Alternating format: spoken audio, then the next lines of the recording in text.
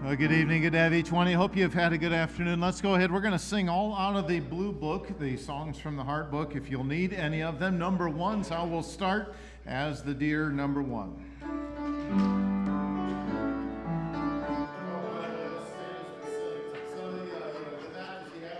First, and then you have to have the Baptist bow or the Baptist bend afterwards, all right? So unless you have back problems, you're good to go. All right, let's stand on that first verse. As the deer panteth for the water, so my soul longeth after you. You alone are my heart's desire, and I long to worship you. You alone are my strength, my shield. To you alone may my spirit yield. You alone are my heart's desire, and I long to worship you. You're my friend, and you are my brother, even though you are a king. I love you more than gold or silver, more than anything. You alone are my strength, my shield. To you alone may my spirit yield. You alone are my heart's desire, and I long to worship you. I want you more than gold or silver, only you can satisfy. You alone are the real joy giver and the apple of my eye. You alone are my strength, my shield. To you alone may my spirit yield. You alone are my heart's desire, and I long to worship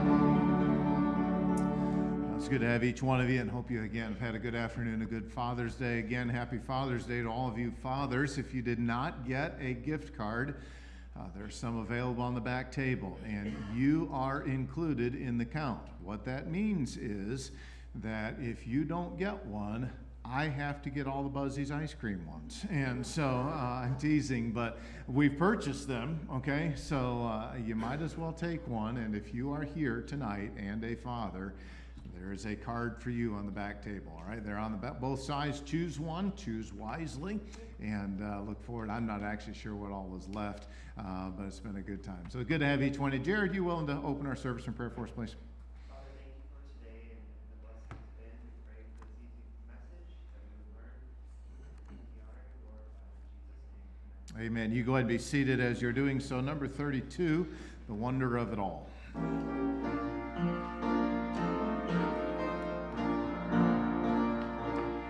There's the wonder of sunset and evening,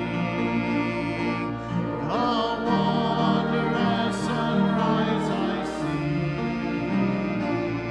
but the wonder of wonders that thrills my soul is the wonder that God loves me. Oh, the wonder of it all. Just to think that God loves me. The wonder of it all. The wonder of it all. Just to think that God loves me. There's the wonder of springtime and harvest. The sky, the stars, the sun, but the wonder of wonders that thrills my soul is the wonder that's only begun. Oh, the wonder of it all, the wonder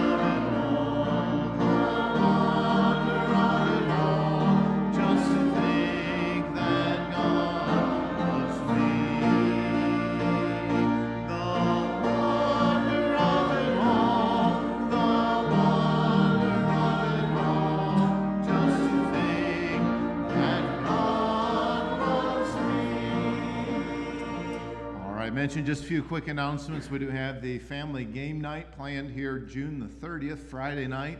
And we'll get things started here around 5:30. I realize some may not be able to make that time. That's fine. Just come as you can. We'll have hamburgers that we'll cook up on the grill. If you have a side dish that you would like to bring, please do so. And I look forward to that time of fellowship and just some activities and try to get a break from a lot of stress. We'll see how all of that goes. But that'll be on Friday night, June the 30th. As we move into July, I believe the day of prayer, July the 7th, is that date. And I look forward to that time again. I do believe that it's important for us as a church to spend that time in prayer. And 9 a.m. is when we try to get that thing started. And really is just an opportunity for us to be able to get together. Those who can, I realize schedules don't always permit that, but be able to get together and just spend some quality time in prayer. And that's a good thing. We want to encourage that and look forward to how the Lord will bless. Also, one thing that is not in the bulletin, that is just a tentative thing, not something that is set in stone, but more to see if we have got the resources and the help available to be able to pull off a day vacation Bible school. It would be on August the 12th, on that Saturday. If you can take a look at your calendar and you would be interested in helping, I'd like to meet with you next Sunday night, not this Sunday night, next Sunday night after the evening service, just to get an idea of who all we might have willing and able to help. And if we can't do it, we can't do it. It's all right. But I would like to at least give that a shot. My hope was to try to pull it off in July, and the dates just simply are not going to work. There's just no way. And so it's okay, but we'll at least target August the 12th and see if we can. Fine, if not, fine. And then on September, and I'm trying to remember that date, 23rd, we'll have a ladies' day basically here at the church. Michelle Beal is going to be coming up. She is Alton's wife down at Bachelor Baptist College, and just really does a great job speaking, and she will be joining us that Saturday. And so ladies, mark that on your calendar. It's a great outreach opportunity, and look forward to again just what the Lord may have for us. So put those things down, and again, August the 12th, take a look at your calendar if that's something that works for you. Let me know. We'll be happy to just meet simply just for a few minutes. It's not going to be a lengthy meeting after the evening service, more just to see who all we have and what we can or cannot do, what you're interested in, and how we can try to incorporate that. His Robes for Mine's the next song. It's number 13 in the book, His Robes for Mine.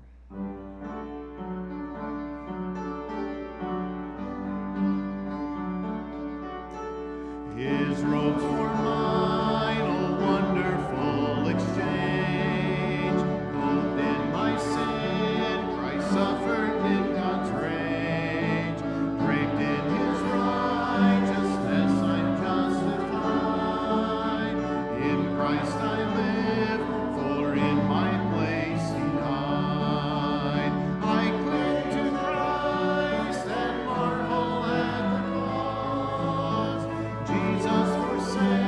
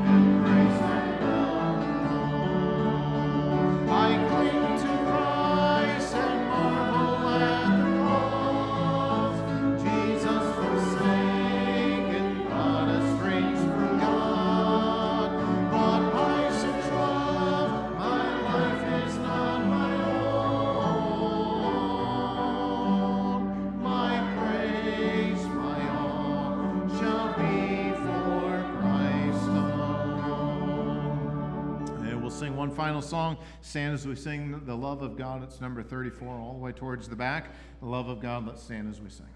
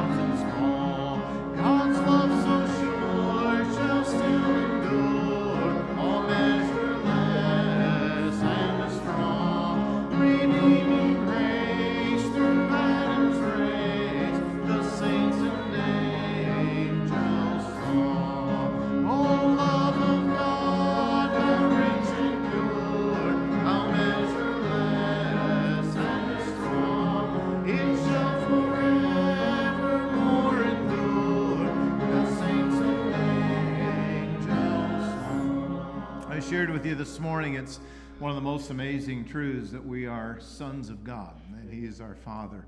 And I think the songwriter phrases this so well here in this last verse. You try to describe God's love, and good luck with that. And there's just no way to be able to do that. Let's sing it out on that last verse. Could we within the ocean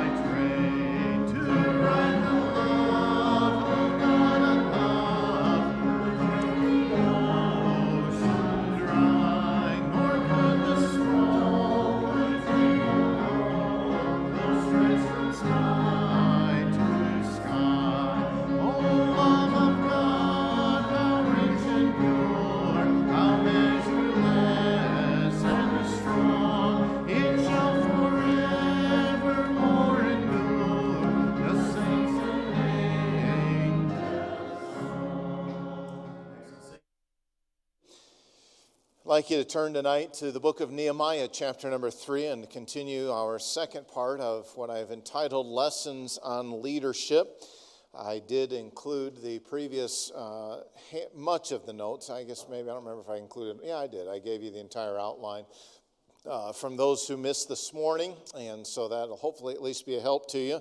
I went through these first 6 chapters, and I jotted down 10 different principles. Those formed basically the basis for this outline. By no stretch am I suggesting that that's the only thing that can be drawn out of that, but I did want to keep it at least somewhat minimal because we want to be able to focus on that. But I also think that Nehemiah provides us with really a great example of what it means to live a godly life. And as we began to develop this particular premise, we said biblical leadership demands that the leader continually develop his or her spiritual life to clearly discern God's will and then determine to lead accordingly in word and by example.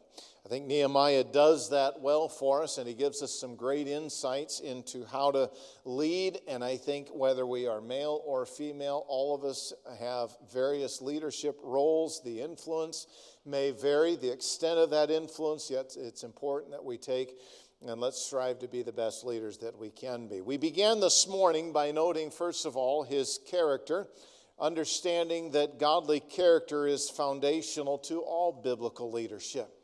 We established that genuine compassion was part of what characterized him, and that led us into our first principle, that leaders demonstrate a genuine compassion for others. We also noted that there was a godly devotion, because he immediately began making this a matter of prayer as soon as he heard the condition back in Jerusalem. All throughout Nehemiah, you find consistently that his first response is that of prayer. If you wish to be a biblical leader, then you must recognize the necessity of prayer and devote yourself to it. You cannot lead for God apart from prayer. Secondly, we noted not only his character, but also his preparation. There were a number of things that took place. We observed there was some extensive planning. 6 months elapsed between chapters 1 and 2, but we learned for our third point that leaders make wise use of waiting periods. Yes, it is difficult, but when the king asked him what it was that he wanted, his answer becomes quite clear. I've thought about this, king. Here's what I need. It's going to take me so long to accomplish this project, so I need this amount of time. I need authorization to be able to present to those who are on the other side of the river, saying that I am authorized to do this project. And king, I need your resources. Give me your timber and give me a letter that gives me permission to that. He didn't just come up with that off of his cuff. And for those 6 months in which the word of God is silent, I believe Nehemiah spent much time praying and much time considering what it was that God needed. Don't look at those times of waiting in your life as though God is not involved or that God is not preparing things. God is preparing things. We need to make wise use of those times. We also observed 2 more principles with that leaders engage in deliberate planning. He went around the wall without anybody even knowing it and observed the vast destruction, the gates that had been burned, and he still chose to involve himself in that. I've always been amazed at that, because he could very easily have said, all right, I didn't sign up for this. I didn't realize it was this bad, gone on home, and nobody would ever have known the difference, because nobody at that time even knew why he was there. However, led us to our 5th principle, where he eagerly sought to enlist the help of others. And what happened, as we shared in chapter number 2, that he explained, okay, this is why I'm here, and God sent us here. And so it says, let's rise up and build. And the Bible says, so they strengthened their hands for this good work. A work for which we see no value is most likely a work in which we will not persevere. And they recognize, yes, it's going to be difficult, and it was perhaps far more difficult than they realized, because they may have not expected all of the opposition that they encountered. But nonetheless, he enlisted the help of others and said, okay, listen, let's rise up and let's build this. And then we saw as well a 6th principle under the eager anticipation. Even though the enemies came and said, well, you're not going to be able to do this, Nehemiah said, hey, wait a minute, yeah, we will. And we're going to see this, because God is going to prosper us. There was an expectation that God is going to bless. If you have no anticipation that God is going to do something, then why would you do it? If you have no anticipation that God is going to bless something, why would you be involved in it? You will not endure the opposition if you have no expectation that God's going to bless it. But I asked the question this morning, how much work have we done that has been half-hearted or lack of enthusiasm because we just simply, I just didn't really expect anything good to come from it. And we need to have a different mindset and anticipate, you know what, God can do some great things. Let's be faithful and let's do what it is that God's called us to do. Well, that leads us to number 3 tonight, his management. How is it that he goes about and does this? We've seen his character, we've seen who he is, we've seen some of the steps that he has gone to prepare, and now how does he actually take care of this project? I can't imagine the vastness of this project. The limited resources that they had, tool-wise, I wouldn't even want to remotely guess at how a lot of that was done and the physical labor that was here. It is clear that the entire wall was not taken down, but that there were significant breaks and breaches in the wall, and so they had to repair these things. But I don't believe that every single stone around the wall had been destroyed. However, there was some significant work that had to be done. We observed this morning that for nearly 140 years, they had lived in the city of Jerusalem with its walls having been torn down. They had grown accustomed to it, and Nehemiah was not okay with that. And so, okay, listen, let's start this, but this is going to be a lot of work. How are we going to accomplish this? How does Nehemiah manage this task? Number one, we see the aspect of wise delegation. We see this in chapter number 3. We're not going to look at every single verse through this, but what you'll discover is a number of individuals who took on various parts of the project.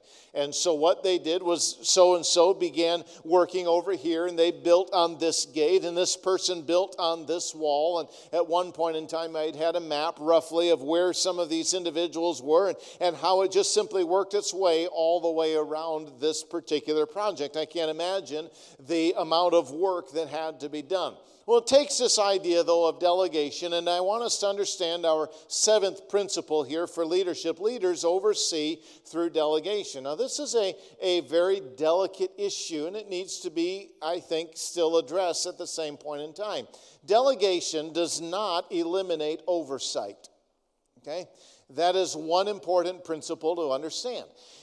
Delegation does not eliminate oversight. In some people's minds, delegation means that, okay, you're going to tell me what you want done, and now you can't say another thing about it. That's not wise, okay? And that is not biblical delegation. So, for example, let's say, all right, we've talked about various needs on the facilities. Let's say, okay, well, we're going to paint the foundation on the elementary building, okay? So we scrape it and we get, okay, and now it's like, all right, so who wants to paint it? So-and-so raises their hand. We'll just say, Bob. I don't think there's any Bobs in here. Nope, no Bob. So Bob raises his hand. Bob says, I'll paint it. And say, okay, great. I'm going to let you paint it. I own my own painting company. I know what I'm doing. I can do this. That's great, Bob. Thank you so much. What a blessing. I won't even charge you. And so Bob gets to work, and he gets all of his materials out, and he paints that thing hot pink. Now what? Some of you are thinking, actually might look better than what it currently looks like. I'm going to disagree on the pink, though I admittedly hate the current color. However, since it was delegated, can we say, hey, Bob, that's not the color we were thinking? You delegated it. In some people's minds, that's the concept of delegation. That's not right.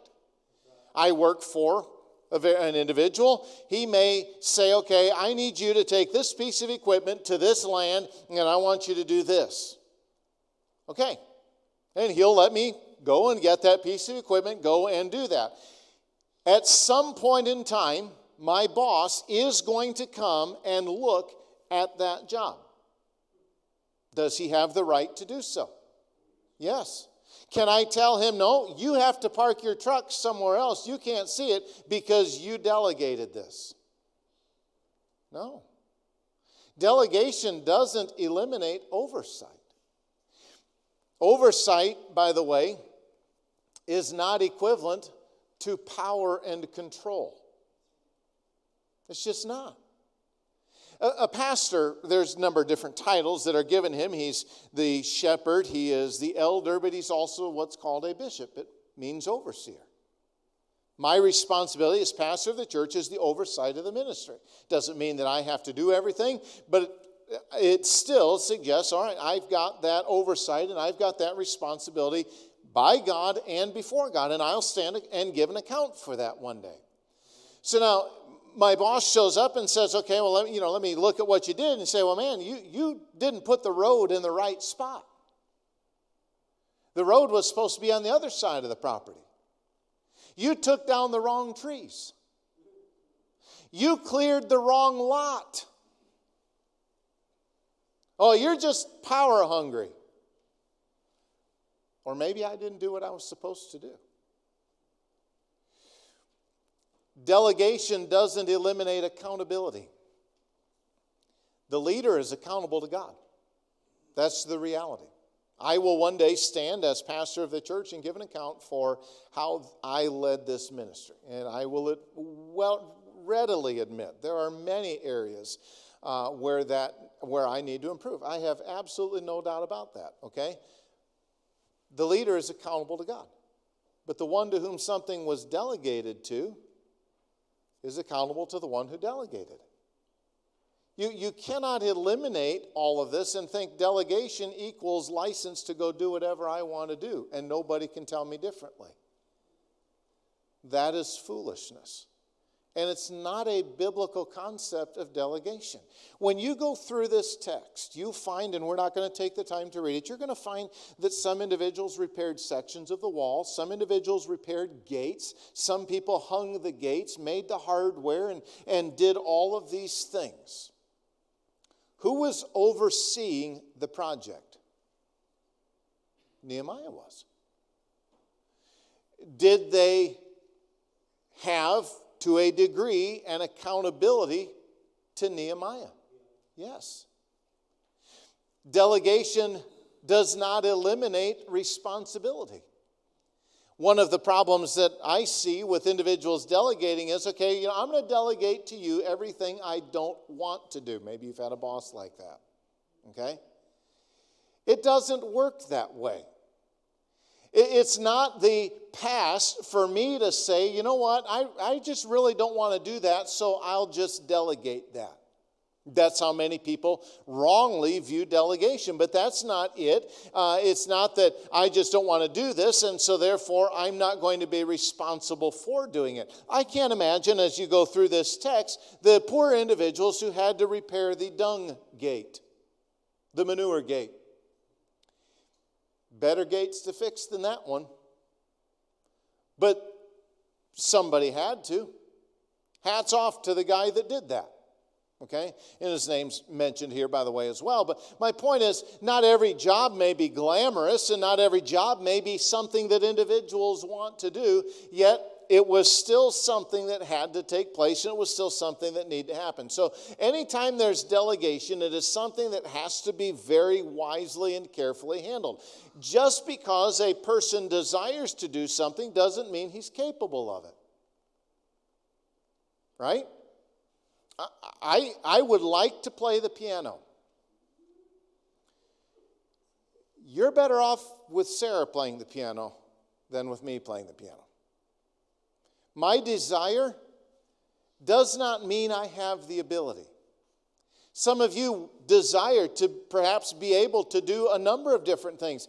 That desire to do it doesn't necessarily mean you have that ability. And so when we look at these things, it has to be wisely handled. Spiritual gifts need to be considered. Strengths have to be utilized. All of these things are necessary when it comes to delegation. But we also have to have a proper understanding of it. It does not mean that we just say, okay, well, I have nothing to do with this.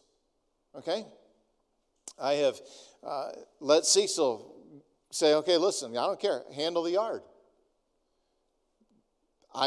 Cecil and I don't have regular meetings as to the grass being cut. I don't think we've had a single meeting with the grass being cut, okay? But I would have a problem with him if I showed up and he's got a tiller attached to his tractor tearing it all up. That's not okay. All right? Well, I told him to handle it, yeah, with blades, not a tiller, okay? And so there has to be this balance. And I realize that it could very easily be, wow, well, you're just craving that authority over the yard. No, really, I'm not. But there also needs to be, all right, here's an expectation. My expectation is grass being cut, not grass being uprooted. Okay? And there are those expectations. Now, admittedly, anytime a task is delegated, if it's delegated to you, if it's delegated to me, it has to be done wholeheartedly, regardless of its nature. I alluded to it already, but I would dare say that some jobs would be more desirous than others. And as you read through chapter number 3, you find where individuals have some really neat places to build the walls. Sometimes they're near the palace. Sometimes they're near the fish gate. Sometimes they're near the manure gate. Sometimes they're out just in the middle of the wall, and that's just their section. It doesn't matter where you are. No, I have to learn to do this wholeheartedly. And I have to avoid the comparison of jobs. And adults can be really bad at this. I've had enough careers that I've been amazed at times listening to adults whine. Way back when I drove the motor coach, I was shocked to hear adults, well, how come he gets that trip? Because they assigned it to me? I don't know. I finally just started being sarcastic because they love me more, because I'm their favorite driver, because they pay me so much more than everybody else. And they do? No, but if that's what you want to believe, then that's what you believe. One time I said something, yeah, they pay me $3,000 just to show up. What? I was like, are you kidding me? Do you actually believe that? And okay, well, how come he gets to why does he get to go build on the wall and I'm stuck at a gate? I don't know. But let's wholeheartedly do what God's called us to do. Each one of us. Let's embrace whatever that is. And let's, okay, God, let's do what you've called us to do. All right, so first of all, we see wise delegation. Secondly, we say faithful perseverance. This is a challenge as you get into chapter number 4. And what we observe is number 8 of our principles, that leaders persevere in difficult times. Leadership is definitely not limited to times of ease and prosperity. Let's pick this up, chapter 4, verse 1. But it came to pass that when Sanballat heard that we builded the wall, he was wroth, he was angry. And he took great indignation and mocked the Jews. Remember back in chapter number 2, it was said of Sanballat in verse 10, he along with Tobiah, that it grieved them exceedingly that there was come a man to seek the welfare of the children of Israel. There are people, like it or not, who simply do not want things to go on well. They don't want to see God's cause advance. They don't want to see these things take place. They, in fact, will do what they can to thwart that. But leadership has to continue. If you've been in any kind of management position over any employee, you will understand that at some point in time, an employee was not happy with you. What does that mean? It means they weren't happy. Doesn't mean you have to quit your job because somebody wasn't happy. If every manager quit because one of their employees was not happy, you'd have no managers. You could take this to a large corporation. You could take this to a fast food restaurant. And you'll see the exact same principle. Even some of you young people have been placed in positions of leadership. Not everyone under you loved you. Okay? In fact, if you're too young, they hated you for getting that position. Am I right, Matthew? Yes. Okay. This is life. So what happens? How do we continue on with that? The leaders are inevitably going to encounter the difficult times. But I will say this, difficulties cannot make us question our calling, and they cannot deter our commitment.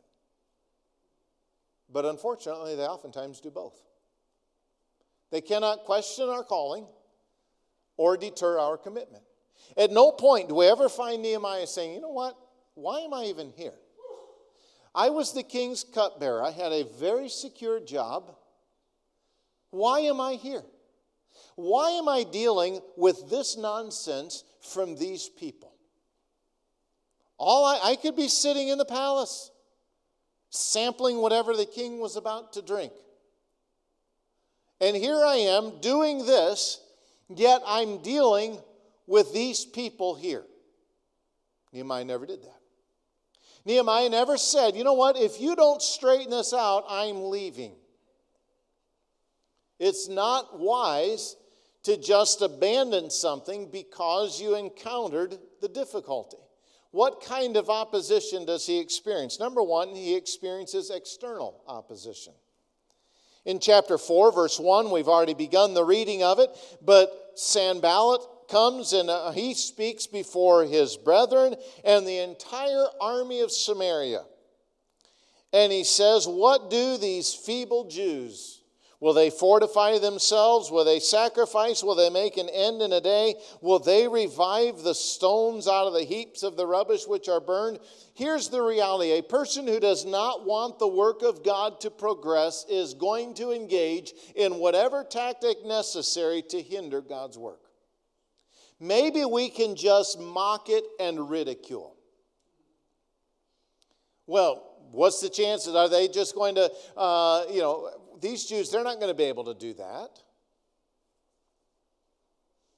Tobiah says, verse 3, even that which they build, if a fox go up, he shall even break down their stone wall. And foxes are not known for being large animals, okay? And someone might say, well, that's probably a jackal here in this area. It's still the same thing, not known for being a large animal. Doesn't matter. The point is not the exact identity of the species as much as it is to insult the character of their work. It would be like saying, well, if a cat goes on top of your wall, it's just going to fall down. Well, if that happens, then I didn't build a very good wall. Admittedly, if I was laying block, that actually might be legitimate. My experience there is not very good. I've mixed plenty, but I've not successfully laid much. That's not my forte by any stretch of the imagination. But to suggest that this is going to, if we can defeat them by ridicule and mocking, just get them to call it quits and go home and say, oh, yeah, you're absolutely right. But that didn't happen. Once again, you see Nehemiah's response. Verse 4, immediately pray. Hear, O our God, for we are despised, and turn their reproach upon their own head, and give them for a prey in the land of captivity, and cover not their iniquity, and let not their sin be blotted out from before thee, for they have provoked thee to anger before the builders. And Nehemiah is saying, look, God, they don't have the problem with me. They've got the problem with you. But they still continued in spite of the ridicule. Verse 6, so built we the wall, and all with the wall was joined together unto the half thereof. So now we've got the entire wall built halfway up. It didn't stop them. Why? Because the end of verse 6, for the people had a mind to work. And it takes that. But that's exactly what they had. Well, the mockery didn't work, so then they engage in more active attempts to hinder it. When they learned that the breaches had been stopped, according to verse 7, they were extremely angry or very wroth, and they conspired, verse 8, all of them together to come and to fight against Jerusalem and to what? Hinder it. Just be a problem. Slow that work down. Somehow hinder that work. But, verse 9, we prayed. Nevertheless, we made our prayer unto our God, and we also set a watch against them. Sometimes we need to alter our plan. That's exactly what they do. Verse 10, the strength of the bearers of burdens is decayed. People are tired. There is much rubbish so that we're not able to build the wall. I can't imagine how they got all of that out. I've seen different archaeological digs that people have found of carts and things that would have been used to have moved this. What a discouraging job that would be. We can't even, it's great to build the wall if you could get to it to build it. But we can't even build it because there's so much debris. And after a while, it's like, oh my goodness, we're not getting anywhere. Discouragement was setting in. Well, this was compounded by some intimidating threats. Our adversaries, verse 11, said, they shall not know, neither see, till we come in the midst among them and slay them and cause the work to cease. We'll kill them. Now, this is getting quite serious. It came to pass, verse 12, that when the Jews which dwelt by them came, they said unto us 10 times, from all places whence ye shall return unto us, they will be upon you. Before long, we're going to attack. And you won't even be able to know what hit you until it's already hit you. We'll be right in the middle of you before you even know it. Isn't it interesting how it went from mockery to a desire to kill. This is how determined they were to stop this work. Well, Nehemiah wisely adjusted. Now, he did say, verse 14, and he began to set up a guard, verse 13. And I looked, I rose up, said unto the nobles, to the rulers, and to the rest of the people, Be not ye afraid of them. Remember the Lord, which is great and terrible. Keep your eyes where they need to be, and fight for your sons, or fight for your brethren, your sons, your daughters, your wives, and your houses. Keep your eyes where they need to be. You know, opposition can be very discouraging, can't it? If you've ever experienced that, you understand exactly what I'm saying. When you're discouraged by the opposition, where are your eyes? Your focus is on the opposition. Your focus isn't on the Lord. And so the focus has to be kept on the Lord and say, okay, well, you stay focused on the Lord and fight. If the time comes, fight. And it came to pass, verse 15, when our enemies heard that it was known unto us, and God had brought their counsel to naught, that we returned all of us to the wall, every one unto his work. So we all got back to work. Now, the opposition did force an adjustment of the plans, because now all of a sudden, in one hand, they're holding the trowel, so to speak, and in the other hand, according to verse 17, they're holding a weapon. Do you think the work slowed down? I would say it had to have. But did it stop? No. The opposition forced an adjustment of plan. That's okay. But it didn't cause the work to be abandoned. It took on a little bit of a different shape. Rules came out that said, okay, listen, if you hear a trumpet being blown, wherever you hear that trumpet, go there, because there's a battle fixing to take place. Who wants to build in those kinds of conditions? That would be very challenging. Who wants to lead building in those kinds of conditions, when you could just be back in the palace? Well, look at the time. I've got to get back. The king is expecting me back. It's time for me to go. Hope y'all can finish this, so I'll be praying for you. That's not what Nehemiah does. So chapter 4 shows us that there was an external opposition. Number 2, there was an internal conflict in chapter number 5. Or internal contention, I should say. All of a sudden now, it goes from the outside to the inside. Now, I will say, as a pastor, I am more disheartened when there's something internal than external. You expect the external, the internal is always troubling. There was a problem that happened. Essentially, there is a food shortage and a resulting economic crisis. What caused the food shortage? I don't know. There's at least some possibilities. For example, it could be that their work on the wall hindered them from tending their crops. So there was naturally a food shortage. The problem was that they had to get grain to live. And different people had different solutions. If you've got to get the grain, that's going to pull back from what you're able to do on the wall, right? It's just natural. I mean, it is what it is. But then there were some, and you read chapter 5, you find that verse 3 says, okay, some said, we've mortgaged our lands, our vineyards, and our houses. So we purchased the grain. We got to live. So in some cases, it may be that it took them from the wall. In other cases, they said, okay, well, we'll just buy it. But we didn't have the money to buy it. So what we did was we basically used our fields and our homes as collateral. And then some, according to verse 4, had to borrow money to pay their taxes.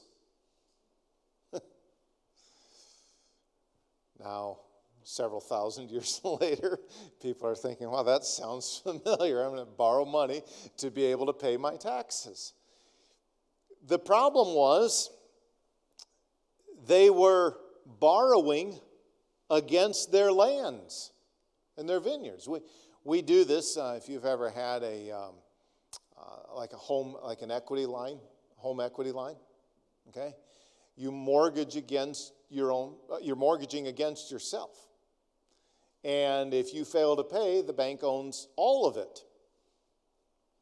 Okay, so if it's not a huge risk based on the amount of money that they're lending and the economic situation at the time, then they'll probably grant you that credit or grant you that loan. If you are needing a $10,000 repair and you're borrowing money for it and you can't make the payment, you might lose a $100,000 home. Okay? This is the type of situation that they're in. But then, our flesh, verse 5, is as the flesh of our brethren, and our children as their children. And lo, we bring into bondage our sons and our daughters to be servants, and some of our daughters are brought unto bondage already. Neither it is in our power to redeem them, for other men have our lands and our vineyards. What has happened is, and as you read through the text, you discover that they have been taken advantage of by an extremely high interest rate. Hey, I'll loan you that money, but I'm going to charge you. Well, I can't pay that. Well, then just give me your sons and your daughters as slaves. What choice do they have? We've got to get the grain. I had to borrow because I was working on the wall and I had to get grain to live. I got it, but I had to guarantee the repayment by collateral. That's my houses, my land, my vineyards, my home. And now people on top of that are charging interest, and I can't afford that because I've already mortgaged my house, my land. So the only thing that's left is to sell my children into slavery. This is going on internally. Verse 6, I was very angry when I heard their cry, and these words. Was Nehemiah right to be angry? Yeah. I like verse 7. Then I consulted with myself. If I could apply that to my life, it would have been so much easier, okay? I get angry, and then I need to consult with myself. But it might take a while to consult with myself. I consulted with myself, and I rebuked the elders and the rulers and said to them, ye exact usury, that's interest, every one of his brother, and I set a great assembly against them. Nehemiah directly confronted the issue, and he did so quite boldly. Incidentally, wrong never becomes right. Never. And wrong needs to be rebuked. Now, he gives a large meeting in which the matter was addressed. He contrasted with how he himself has handled this. You guys are doing things, and look, I haven't even done this, and yet you guys are doing this. This isn't right. And now, to the people's credit, they restored. Verse 12, then said they, we will restore them and will require nothing of them, so will we do as thou sayest. What a commendable thing. They did get it right. But I wonder, what if Nehemiah had ignored it? What if Nehemiah just decided to turn a blind eye to it? Would it have affected the community of Jews? Absolutely. Do you think the work of God would have been hindered if he had chosen to ignore it? And again, the answer is yes. Now, nobody likes to be rebuked, and nobody likes to rebuke. Okay? So let's strive to do what's right. And we can avoid all of those things. But they were clearly violating things and taking advantage of people. Let's move on. Number 3, there was a selfless outlook, which leads us to our 9th point. Leaders are governed by the well-being of others. Nehemiah recognized that they were in some financial challenges, and he did not in any way require them to do something of which he was unwilling to do. We find in verse 14. Moreover, from the time that I was appointed to be their governor in the land of Judah, from the 20th year, even unto the 32nd year of Artaxerxes, that's 12 years, I and my brethren have not eaten the bread of the governor.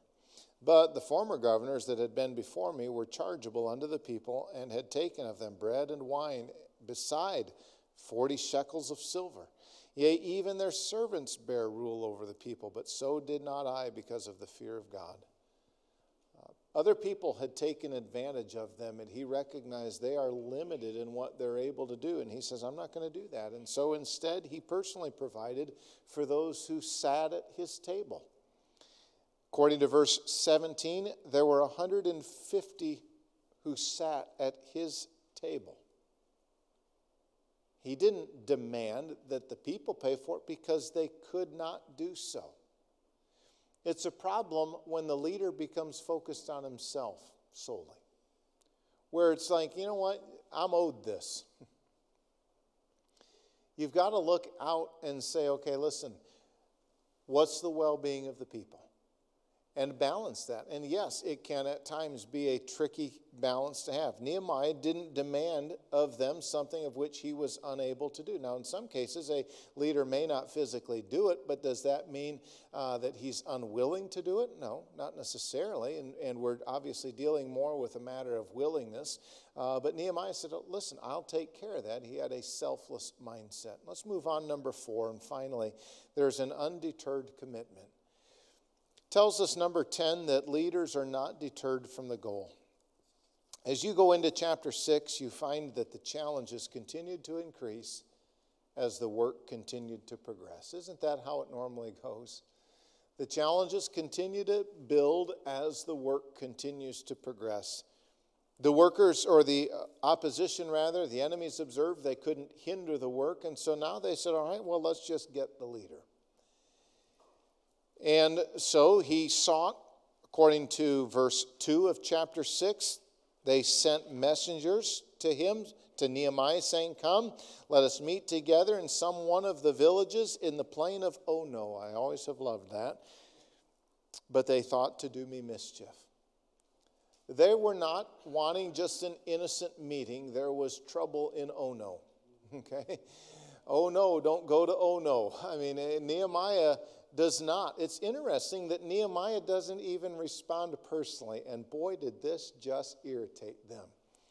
Verse 3, he sent messengers unto them, saying, I am doing a great work so that I cannot come down. Why should the work cease whilst I leave it and come down to you? Nehemiah sent their call to voicemail. Okay, he ignored it. And he sent messengers back in response and said, listen, I'm not even going to personally deal with this. You guys go and take care of this. And just tell them I'm not interested. They sent unto me 4 times, verse 4, after this sort, and I answered them after the same manner. Well, they sought to physically harm him. Then, according to verse 5, they sought to discredit him. Sanballat shows up with an open letter in his hand saying, you know what? You're doing this because you want to be the king.